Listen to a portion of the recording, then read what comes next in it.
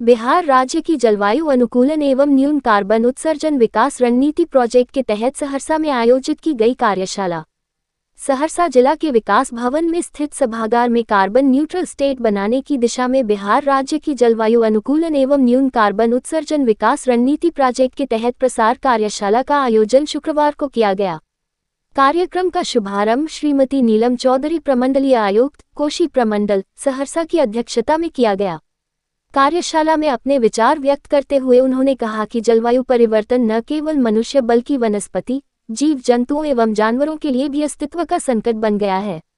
उन्होंने कहा, सहरसा में आपदाओं का खतरा बहुत अधिक है, इसलिए यहाँ इस तरह की तकनीकी कार्यशालाएं उत्साहवर्धक हैं।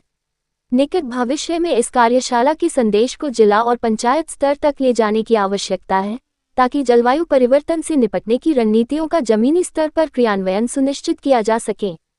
सहरसा जिलाधिकारी श्री वैभव चौधरी ने अपने उद्घोषण में जलवायु परिवर्तन से निपटने के लिए व्यक्तिगत और सामुदायिक स्तर पर प्रयास करने पर जोर दिया। उन्होंने कहा, जलवायु परिवर्तन का असर अत्यधिक गर्मी और कम वर्षा के रूप में देखा जा रहा है। प्रकृति का संतुलन बिगड़ रहा है। जलवायु परिवर्तन से निपटने के लिए जहां अंतर्राष्ट्रीय, राष्ट्रीय और राज्य स्तर पर नीतियां बनाई जा रही हैं, वहीं हमारी भावी पीढ़ियों के लिए रहने योग्य पृथ्वी सुनिश्चित करने के लिए व्यक्तिगत प्रयास भी उतने ही महत्वपूर्ण हैं। व्यक्तिगत प्रयास जल संरक्षण, प्लास्टिक का उपयोग न करना और ऊर्जा दक्षता को बढ़ावा देने के रूप में हो सकते हैं। कार्यशाला की विस्तृत जानकारी WRI इंडिया के प्रोग्राम प्रबंधक डॉक्टर शशिधर कुमार झा एवं मणिभूषण कुमार झा द्वारा दी गई। मणिभूषण ने कहा कि भारत द्वारा वर्ष 2070 तक नेट जीरो उत्सर्जन वाला देश बनने के लक्ष्य को पूर्ण करने में बिहार अपने योगदान के प्रति संकल्पबद्ध है। पिछले 2.5 वर्षों के दौरान बिहार राज्य प्रदूषण नियंत्रण परिषद BSPCB ने संयुक्त राष्ट्र पर्यावरण कार्यक्रम UNEP और WRI इंडिया तथा अन्य संबंधित संगठनों की तकनीकी सहायता से बिहार राज्य के उक्त संकल्प को पूर्ण करने हेतु राज्यस्तरीय दीर्घकालीन दस्तावेज में अनुकूलन और न्यूनीकरण दोनों ही उपायों को जोड़कर राज्य में जलवायु संरक्षण से संबंधित कदम प्रस्तावित किए हैं। बिहार के मुख्यमंत्री श्री नीतीश कुमार ने 4 मार्च 2024 को इस रणनीति का राज्य स्तरीय क्लाइमेट कॉन्क्लेव में विमोचन किया था।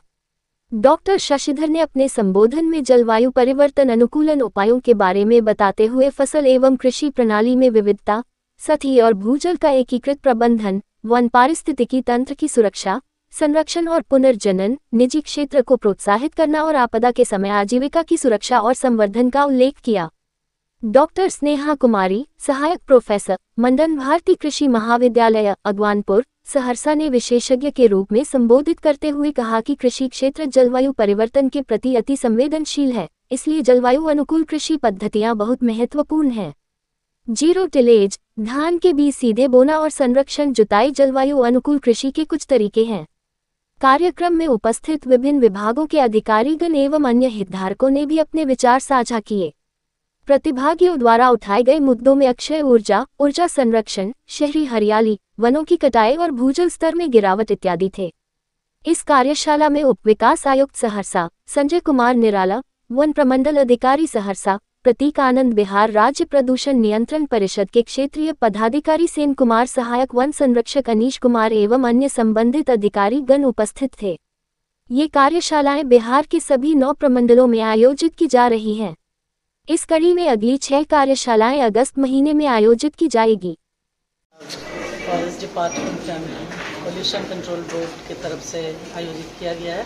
अब बहुत ही पॉजिटिव वर्कशॉप है और बहुत ही लाभदायी होगा, क्योंकि ये इन्वायरमेंटल चेंज और जो हमारे यहाँ पोल्यूशन है उसको कैसे कंट्रोल करेंगे उसी विषय पर है। और ये मुझे लगता है कि डिफरेंट स्टेक होल्डर्स जो सहरसा के हैं वो सब हैं और मुझे लगता है पेनिट्रेट करेगा गांव में भी और सभी लोगों के बीच, सो दैट हम अपने इन्वायरमेंट को बचा सकें। तो प्रमंडलीय स्तर पर इस कार्यशाला का आयोजन किया गया है, अब आप लोगों को यहाँ क्या संदेश देना चाहेंगे? इन्वायरमेंट बिल्डिंग बहुत ज़रूरी है। हमारा वातावरण प्रदूषित है काफ़ी, उस प्रदूषण को रोकने के लिए डिफरेंट जो स्टेक होल्डर्स हैं, जितने डिफरेंट गवर्नमेंट बॉडीज़ हैं, वो यहाँ आए हुए हैं और ये कार्यशाला में कुछ आउटपुट होगा, तो ये आउटपुट जन जन तक चला जाए, इसकी हमने अपील भी की है। और मुझे लगता है कि हर लोगों के पास ये जाएगा अगर, तो हमारे निश्चित रूप से हमारे समाज में ये सुधार होगा, हमारे ज़िला में, हमारे प्रमंडल में सुधार होगा और हम बहुत पॉजिटिव हैं इन चीज़ों को लेकर।